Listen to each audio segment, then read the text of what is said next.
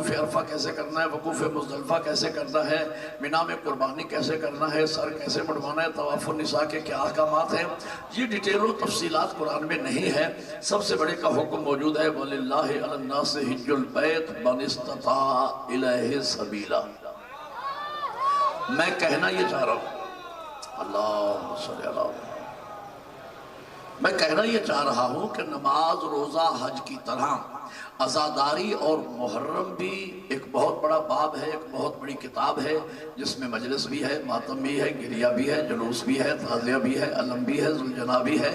اگر کوئی ہم سے یہ کہے کہ ایک ایک چیز ہمیں قرآن سے نکال کے دکھاتے جاؤ، تو جب کوئی مولوی ملان پوری نماز قرآن سے نہ دکھا سکا، حتیٰ کہ میرا چیلنج ہے کہ تکبیرۃ الاحرام اللہ اکبر یہ دو لفظ اکٹھے پورے قرآن میں نہیں ہیں، چاہے جائے کہ کوئی پوری نماز ہی قرآن سے نکال کے دکھا دے، تو ہم سے کیوں تقاضا ہے کہ ہر چیز قرآن سے دکھاؤ؟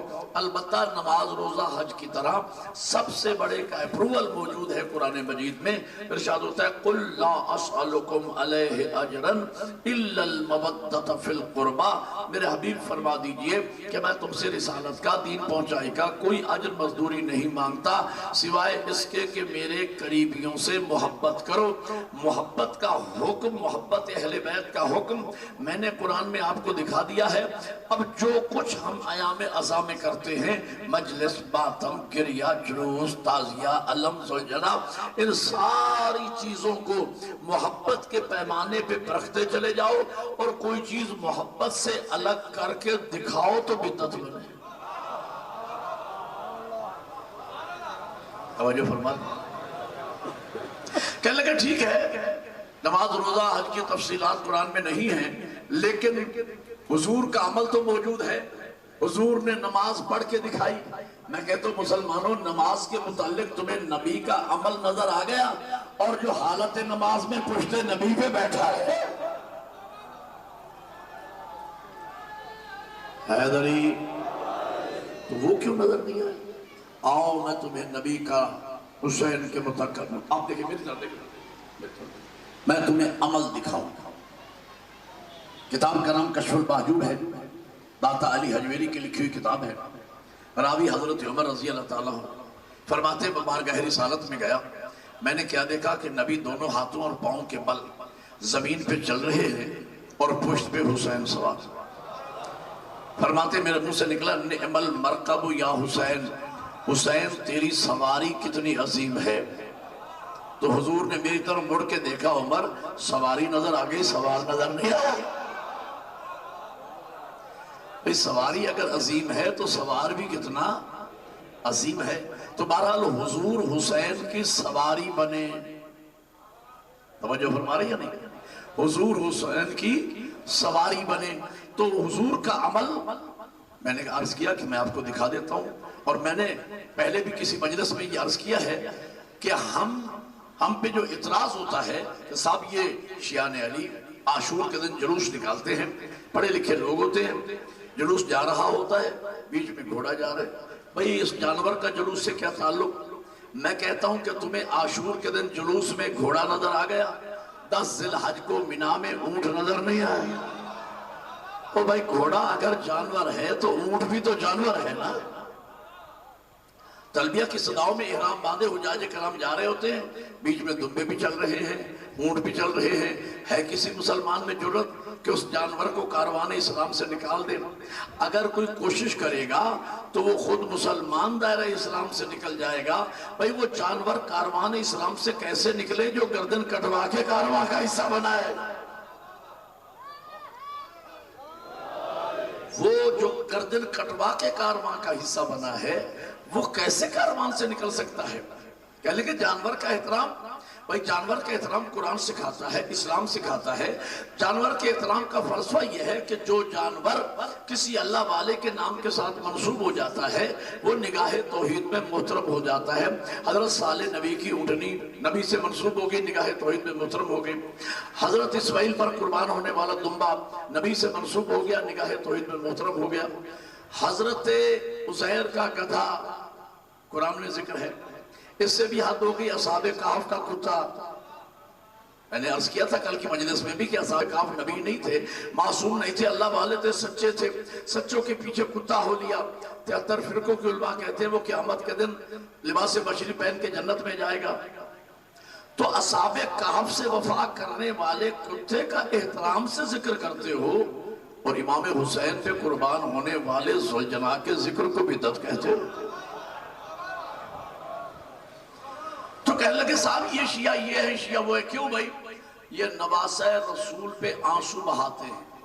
اچھا، جو نواسہ رسول پہ آنسو بہائے وہ تو اچھا مسلمان نہیں ہے، اور جو نواسہ رسول کا خون بہائے، نہیں آپ غور ہی نہیں فرما رہا، اس کے لیے بحث ہو رہی ہے۔ اور میں ایک بات کروں آپ کے سامنے، حضرت آدم علیہ السلام کے 2 بیٹے تھے شروع میں، ایک حابیل ایک قابیل۔ ان میں ایک قاتل ہے ایک مقتول ہے، ایک ظالم ہے ایک مظلوم ہے، ایک لعنت اللہ ہے ایک رحمت اللہ ہے۔ ان میں قاتل کون ہے اور مقتول کون ہے؟ قاتل وہ ہے کہ جس کے نام میں قاتل والی قاف، یعنی قابیل قاتل ہے، حابیل مقتول ہے، قابیل ظالم ہے، حابیل مظلوم ہے، قابیل لعنت اللہ ہے، حابیل رحمت اللہ ہے۔ قابیل کا جرم کیا تھا؟ اس نے ایک نبی زادے کو قتل کیا تھا، نبی زادے کو قتل کیا تھا، اس لیے لعنت اللہ ہے۔ اور وہ 1400 سال 1000 سال سے وہ لعنت کی سولی پہ چڑھا ہوا ہے۔ میں سوچتا ہوں جو جرم قابیل نے کیا وہی جرم یزید نے کیا ہے یا نہیں؟ قابیل پہلے دن لعنت کی سولی پہ چڑھ گیا اور آج تک چڑھا ہوا ہے۔ آج تک کسی مسلمان ملا نے مولوی نے نہ کہا کہ بھائی تاریخ انسانیت کا پہلا جرم تھا، پہلی غلطی تو ویسے ہی معاف ہو جاتی ہے تو معاف کر دو یا خدا اس کو معاف کر دے گا، قابیل کا جرم خدا معاف کر دے گا۔ آج تک کسی نے ایک آواز نہ اٹھائی۔ جو جرم قابیل نے کیا وہی جرم یزید نے کیا۔ قابیل پہلے دن لعنت کی سولی پہ چڑھ گیا، یزید کا معاملہ آج تک پینڈنگ میں ہے۔ لوگ بحث کر رہے ہیں کہ میاں یزید کو برا نہ کہو، ہو سکتا ہے اللہ یزید کو معاف کر دے۔ تو یہ معاملہ کیا ہے اس کو میں ایک مثال کے ذریعے عرض کرنا چاہتا ہوں۔ فرض کیجئے یہاں علی پور میں کوئی دور دراز کہیں علاقے سے کوئی اجنبی شخص آ کے رہنے لگا اور اس کے آتا پتہ تھا کوئی نہیں، نہ کوئی اس کے آگے پیچھے تھا، وہ آ کے رہنے لگا۔ ایک دن اس سے جرم ہو گیا، اس سے ایک بندہ قتل ہو گیا۔ اتفاق سے اسی دن ایک بہت بڑے تاجر اور سیٹھ کے بیٹے سے بھی وہی جرم ہو گیا، اس سے بھی ایک بندہ قتل ہو گیا۔ تو جس کے آگے پیچھے کوئی نہیں تھا تو چند دن کی کارا جوئی کے بعد اسے سولی پہ لٹکا دیا گیا، اور جو دوسرا تاجر کا بیٹا تھا اس نے بھی وہی جرم کیا، اس سے بھی قتل ہوا۔ لیکن اس کے لیے کوشش کی گئی کہ پہلے تھانے پر ہی معاملہ طے ہو جائے، اور جب تھانے پہ معاملہ طے نہ ہوا اور ایف آئی آر کاٹی گئی تو اس کے بعد کوشش ہوئی کہ ہائی کورٹ میں معاملہ طے ہو جائے، اور پانی کے طرح پیسہ بہایا گیا، رشوت دی گئی، سفارشیں لڑائی گئی کہ کسی نہ کسی طریقے سے اس کی جان چھوٹ جائے۔ لیکن جب معاملہ سپریم کورٹ میں چلا گیا تو اس کے بعد اور کئی جتن کیے گئے اور ڈالر پانی کی طرح بہائے گئے، کوشش ہو رہی ہے کہ بچ جائے، لیکن جب اسے سزا ہو گئی تو صدر کو اپیل کر دی گئی۔ وہ جو پہلا قاتل تھا اس کو تو چند دن کے بعد سولی پہ لٹکا دیا گیا، دوسرا جو ہے وہ سال ہا سال اس کا معاملہ لٹک رہا ہے۔ فرق کیا ہوا؟ پہلے کے آگے پیچھے تھا کوئی نہیں، دوسرے کا پورا خاندان موجود تھا۔ پتہ نہیں آپ سمجھے یا نہیں سمجھے؟ یہی میں کہنا چاہ رہا ہوں، جو جرم قابیل نے کیا وہی جرم یزید نے کیا۔ قابیل پہلے دن لعنت کی سولی پہ چڑھ گیا، آج تک چڑھا ہوا ہے، لیکن یزید کا معاملہ آج تک پینڈنگ میں ہے۔ لوگ بحث کر رہے ہیں کہ یزید کو برا نہ کہو، معاملہ کیا ہے؟ بھائی قابیل کے آگے پیچھے تھا کوئی نہیں، یزید کا خاندان موجود ہے۔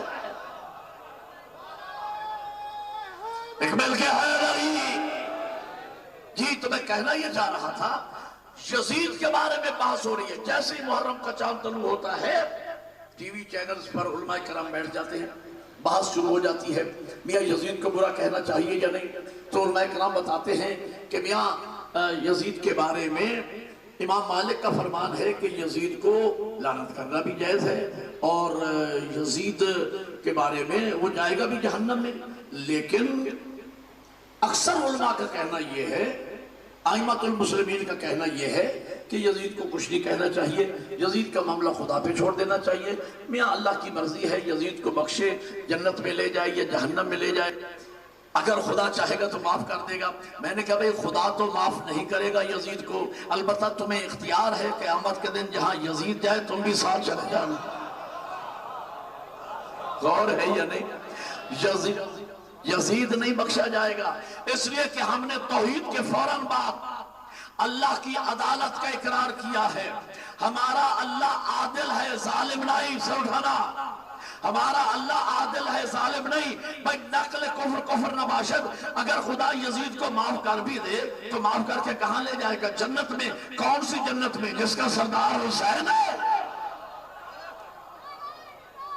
تو جہاں قاتل و مقتول ایک ہو جائیں، جہاں قاتل و مقتول، بیٹا بس آپ ہی چپ کر جائیں، وہ بہت نعرے آپ نے لگا لیے، میری بات سنیں، نعرہ کوئی سیانہ بندہ لگایا اگر لگانا بھی ہے تو، ورنہ وہ بچہ بیچارہ اس کے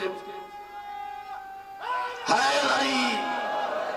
جی تو میں عرض کر رہا تھا کہ یزید یا یزید کے بارے میں کچھ نہ کہو، یزید کا معاملہ خدا پہ چھوڑ دو۔ میں کہتا ہوں ہم نے توحید کے فوراً بعد اللہ کی عدالت کا اقرار کیا ہے، ہمارا اللہ عادل ہے، ظالم نہیں۔ خدا اگر یزید کو بخشے گا تو کہاں لے جائے گا؟ جنت میں۔ کون سی جنت میں؟ جس کا سردار حسین ہے۔ جہاں ظالم و مظلوم، قاتل و مقتول ایک ہو جائیں وہاں عدل نہیں رہتا۔ بچوں کو ہمارے اسکولوں میں پریشان کیا جاتا ہے، میاں یہ دیکھو یہ شیعوں نے خود ہی مارا ہے امام حسین کو اور خود ہی روتے پھرتے ہیں۔ اعتراض ہوتا ہے یا نہیں؟ یہ شیعوں نے خود ہی امام حسین کو مارا ہے، خود ہی روتے پھرتے ہیں۔ اس مسئلے کو بھی میں دو اور دو چار کر حل کر دیتا ہوں، مجھے انصاف سے بتائیے اور سوچ کے جو بول کے بتائیے، امام حسین علیہ السلام کا قاتل کون ہے؟ دو بندوں کو پتہ ہے، باقی کوئی نہیں بول رہا کہ کون ہے۔ او بھائی یہی مقدمہ تو محرم میں تم لڑنے کے لیے نکلتے ہو، جلوس کا مقصد کیا ہے؟ لوگوں کو یہی تو بتانا ہے کہ یزید کون ہے، تو بولتے کیوں نہیں، بتاتے کیوں نہیں؟ امام حسین علیہ السلام کا قاتل کون ہے؟ بولو۔ امام حسین علیہ السلام کا قاتل ہے یزید، مارا تھا یزید نے۔ یہ کیا کہتے ہیں؟ شیعوں نے مارا۔ مارا کس نے تھا؟ بولو۔ یہ کیا کہتے ہیں؟ تو بقول ان کے صغرا کبرا ملا کے نتیجہ کیا نکلا کہ پھر یزید شیعہ ہوا، پھر وہ ہمارا ہوا، پھر ہماری مرضی ہے ہم یزید کو ساتھ پشت اوپر سے لعنت شروع کریں یا نیچے سے۔ لیکن جیسے ہی ہم یزید پہ لعنت کرتے ہیں کچھ لوگوں کو تکلیف ہوتی ہے، ان کی تکلیف نے بتایا یزید ہمارا نہیں ان کا لگتا ہے۔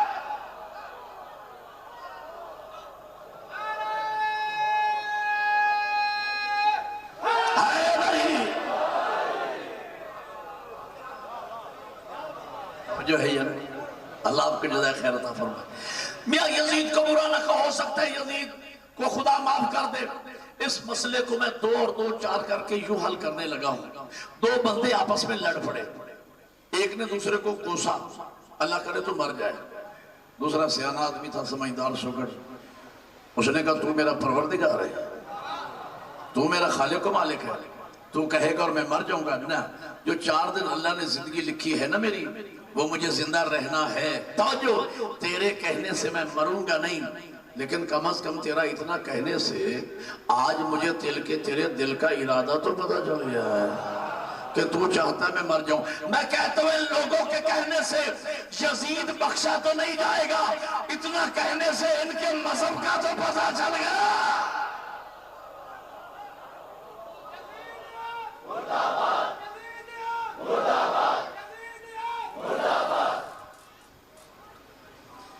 یہاں نعرہ لگانے کا فن صرف ایک ملنگ ہی کو آتا ہے جو آج نہیں ہے، آپ سارے ہی رول گئے آج۔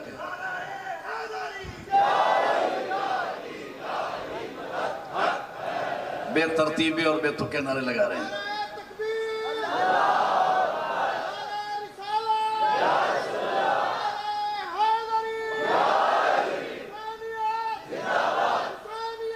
زندہ باد، مردہ آباد، مردہ آباد، صلوات۔ تو اتنا کہنے سے مذہب کا تو پتہ چل گیا کہ یہ یزید والے مسلمان ہیں، یہ حسین والے مسلمان نہیں ہیں۔ یزید کا معاملہ ڈسکس ہو رہا ہے اور ہونا چاہیے، اس لیے کہ یہی مقدمہ ہے جو ہم نے لوگوں تک پہنچانا ہے کہ یزید کون تھا اور حسین کون تھا۔ ہمارے بچوں کو کالجز میں، یونیورسٹیز میں پڑھایا جاتا ہے کہ یزید جمہوری خلیفہ تھا۔ آج کل بحث بھی ہو رہی ہے، بڑے بڑے یزیدی نیٹ پہ موجود ہیں جو یزید کی وکالت کر رہے ہیں یا یزید جمہوری خلیفہ تھا۔ اور جو جمہوریت کے 4 اصول، میری طرف دیکھیں یار، جو جمہوریت کے 4 اصول بنائے ہیں مسلمانوں نے، وہ اس پہ منطبق بھی کرتے ہیں۔ پہلا اصول کیا ہے؟ استخلاف۔ دوسرا اصول کیا ہے؟ اجماع۔ تیسرا اصول کیا ہے؟ شورا۔ اور چوتھا اصول کیا ہے؟ قیاس۔ یہ 4 اصول اس پہ منطبق ہوتے ہیں۔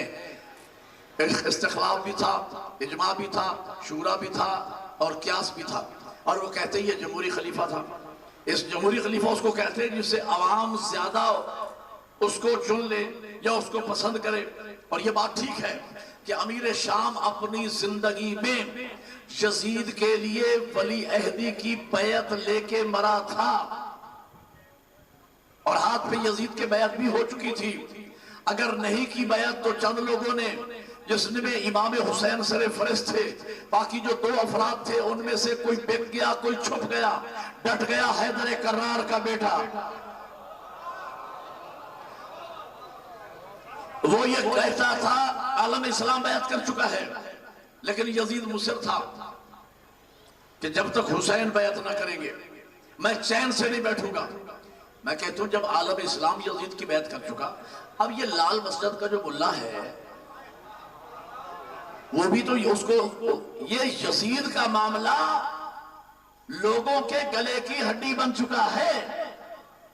اب یہ نہ یہ نگل سکتے ہیں نہ اگل سکتے ہیں۔ کہتے ہیں اگر ہم یزید کو برا کہیں تو ان اصحاب رسول کا کیا بنے گا جو یزید کی بیعت کر چکے؟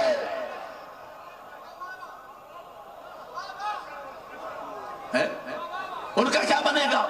اس مسئلے کا جواب مولانا ابو الاعلیٰ مودودی نے نصف صدی پہلے دیا تھا۔ جب مودودی صاحب سے کسی نے پوچھا کہ جب تمام اصحاب جو اس دور میں موجود تھے وہ یزید کی بیعت کر چکے تو امام حسین نے بیعت کیوں نہ کی؟ مودودی صاحب فرماتے ہیں کہ میں تم سے پوچھتا ہوں، مجھے بتاؤ جب وارث جنت نے بیعت نہیں کی تو اصحاب نے کیوں کی؟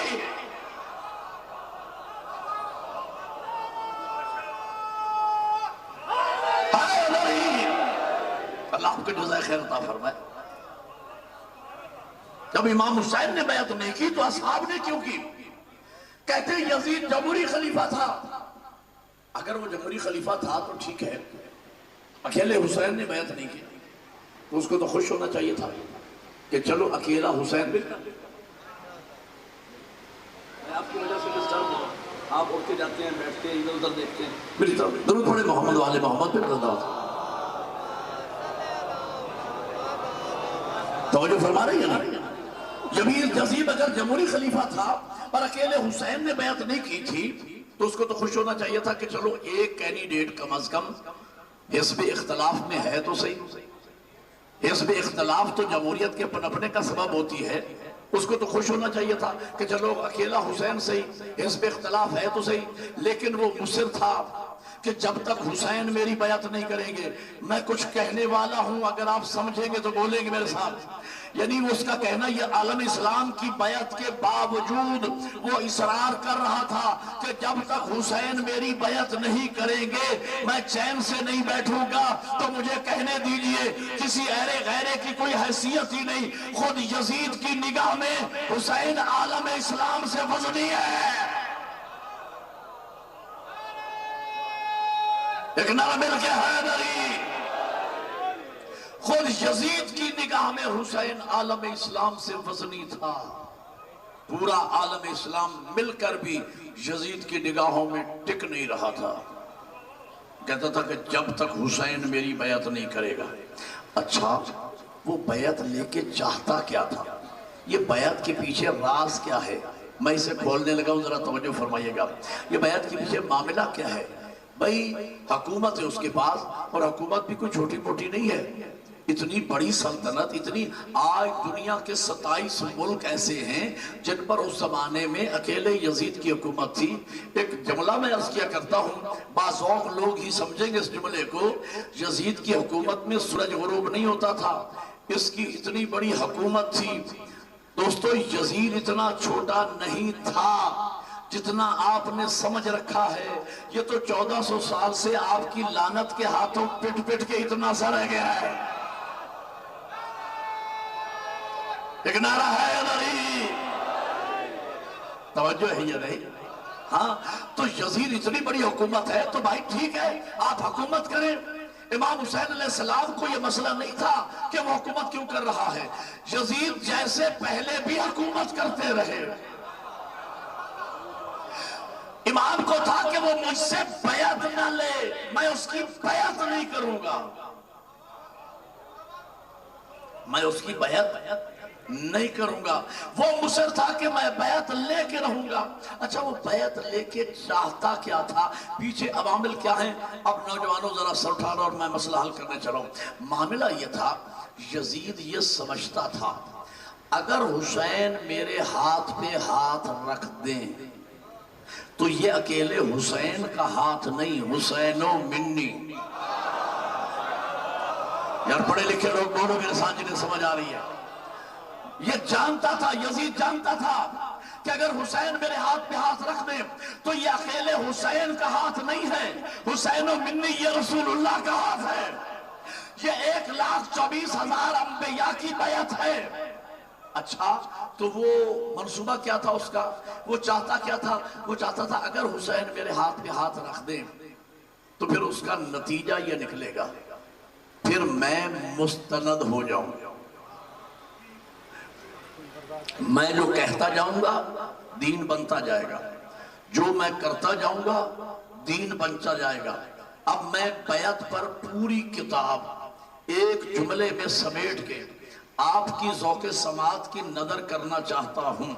بات سمجھ آ جائے تو نعرہ تاریخی لگانا ہے، لیکن حسینیت زندہ باد اور یزیدیت مرد آباد کا فلک شگاف نعرہ لگنا چاہیے تاکہ ہماری یہ آواز فضاؤں میں ریکارڈ ہو جائے اور قیامت کے دن ہم کہیں کہ ہم زہرا کے بیٹے کی حمایت میں اٹھے ہیں. توجہ فرما رہے ہیں یا نہیں؟ تو میں کہنا یہ چاہ رہا ہوں کہ بیعت کا معاملہ یہ تھا. یزید جانتا تھا اگر حسین میرے ہاتھ پہ رکھ دیں تو یہ اکیلے حسین کا ہاتھ نہیں، حسین و منی یہ 1,24,000 انبیاء کی بیعت ہے. اور وہ چاہتا یہ تھا کہ بیعت کے بعد پھر مجھے سند مل جائے گی، پھر میں جو کہتا جاؤں گا دین بنتا جائے گا، جو کرتا جاؤں گا دین بنتا جائے گا. یعنی ان کا منصوبہ یہ تھا، 2 جملے میں کتاب یہ ہے، منصوبہ یہ تھا کہ بیعت کے ذریعے سامنے بینر ہو اسلام کا، پیچھے نظام چلے کفر کا، سامنے نام ہو محمد کا، پیچھے نظام چلے دشمنان محمد کا. بطول کے بیٹے نے میدان کربلا میں یزید کو چیلنج دیا، یزید حسین کی زندگی میں یہ کیسے ہو سکتا ہے نام میرے نانا کا ہو کردار تیرے دادا کا. بلکہ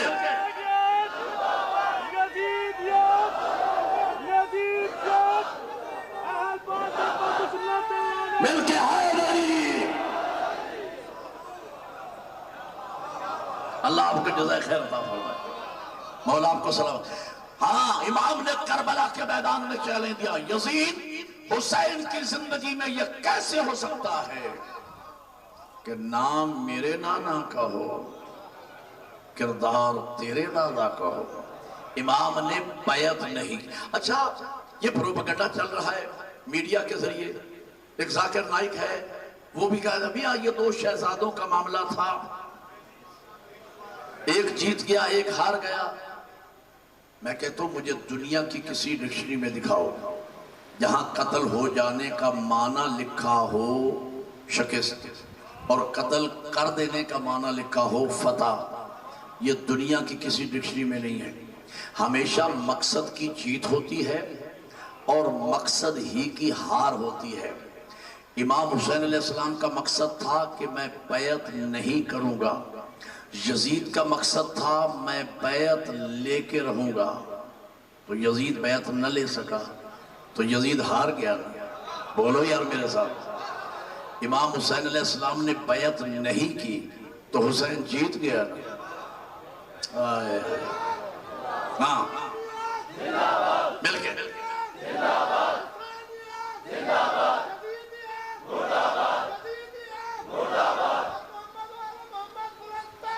صلوات۔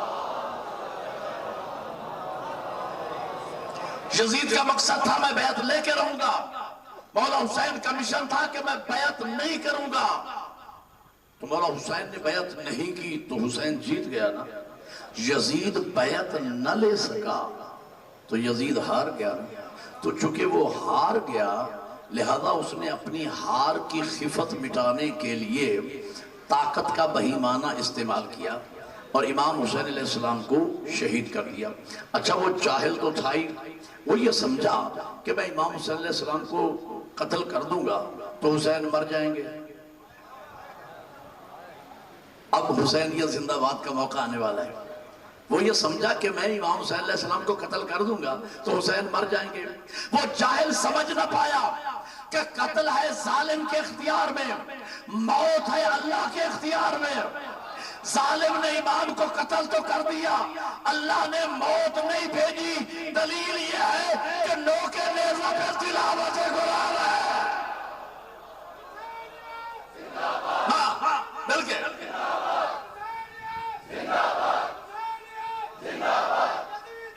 مردہ آباد، مردہ آباد، مردہ آباد، حیدری۔ اللہ سلامت رہے۔ اچھا آپ نے محبت کا اظہار کیا تو جملے بدل کے کہہ رہا ہوں، اب نعرہ لگے گا لبیک یا حسین، لیکن میری بات مکمل ہونے کے بعد یزید یہ سمجھا کہ میں امام کو قتل کر دوں گا تو حسین مر جائیں گے، لیکن قتل ہے ظالم کے اختیار میں، موت ہے اللہ کے اختیار میں۔ یزید نے امام کو قتل تو کر دیا، اللہ نے موت نہیں بھیجی۔ یہی وجہ ہے یزید کو مرے ہوئے 1400 سال ہو گئے، میرا حسین کل بھی زندہ تھا آج بھی زندہ ہے۔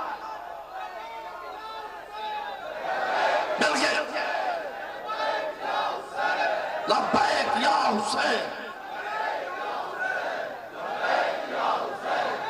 مل کے نعرہ حیدری۔ اللہ آپ کو جزائے خیر عطا فرمائے، مولا آپ کو سلامت رکھے۔ ہاں یزید ہار گیا، میرا حسین جیت گیا۔ اب اگر میں اپنے مولا حسین کی جیت اسی امام بارگاہ میں آپ کو آنکھوں سے دکھا دوں پھر تو دعا کرو گے یا نہیں؟ میں آنکھوں سے جیت دکھانے چلو، حلالیوں سے اٹھانا، حسینیوں سے اٹھانا اور اس مولا حسین کی جیت دیکھنا۔ میرا مولا جیت گیا، یزید ہار گیا۔ دلیل یہ ہے بھائی جو پارٹی الیکشن جیت جاتی ہے چوکوں میں جلوس وہی لے کے جاتی ہے۔ مل گئے؟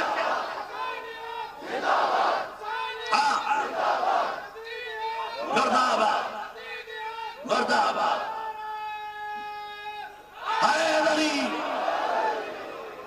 جو پارٹی جملہ اگلا ہے، جو پارٹی الیکشن جیت جاتی ہے چوکوں میں جلوس وہی لے کے جاتی ہے، اور جو پارٹی الیکشن ہار جاتی ہے وہ شام کو گھروں میں منہ چھپائے پھرتے ہیں۔ لوگوں میرا حسین جیت گیا، کل حسین کے جلوس دیکھ لینا۔ یزید ہار گیا، یزیدی کل قبرستانوں میں منہ چھپائے